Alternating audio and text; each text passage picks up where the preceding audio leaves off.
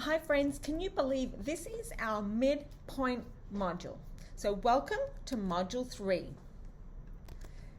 Let's talk about Module 2 and Ed philosophies first.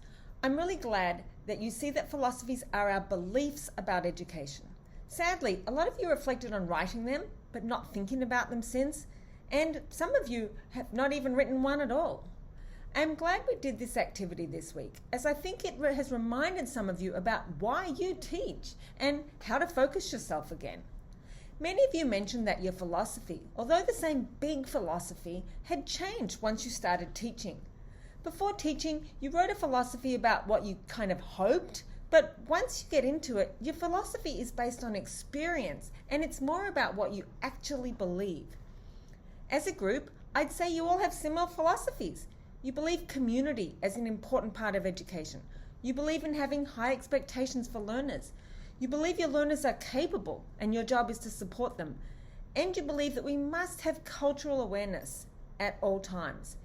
It really was a fantastic conversation, and I hope that you gained good insights about yourself as an educator from this and from talking to your mentor about philosophies.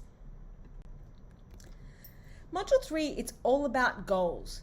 You'll have your weekly meeting with your mentor, different tasks for weeks 5 and 6, but you know me, I encourage you to blend them for sure.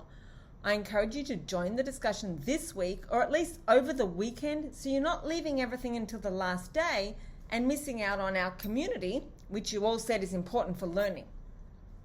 You should have submitted your Google Doc with the brainstorm for CSTP 1 and 2 by the end of week 4, and you'll continue to work on that same document, the second column only, for CSTP 3 and 4 in Module 3.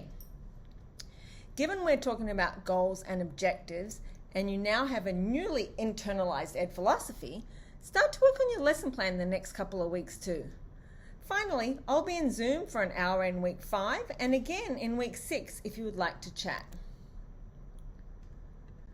Let's talk a little bit about teacher goals. Teacher goals, that's the foundation of induction. Ask yourself, how do I want to grow as an educator? Think about, of course, the CSTPs. Think about your lesson observation and what might be making you worried about planning or implementing it. Think about your CSTP self-assessment. Think about any school's initiatives. And of course, think about who you are as an educator. I'll let you know in advance, I am a real stickler for well-written student learning goals and objectives or outcomes. Having well-written objectives is like driving across the country with a map. You know where you're going and you know how to get there, the general direction. Without a map and a destination, you're just driving. Without clearly stated objectives, you're just teaching, and your students may not be learning anything. Having clearly stated objectives in mind is also kind of like keeping your eye on the prize, which is learning.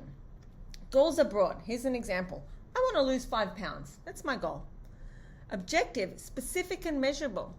With diet and exercise, I will be able to lose 5 pounds. Note the use of will be able to. It's an outcome. And as I said, with a clearly stated outcome, I can implement any sort of experience or activity. I might try running, I might try weights, maybe I'll do a combination, maybe I'll take up tennis. That's my exercise. I might cut carbs, maybe I'll add protein shakes, who knows? But I'll change my diet however it works for me. The activity is based on the individual, can be the teacher's sets a different activity based on who your students are. That's it for me. I'm excited to start this module.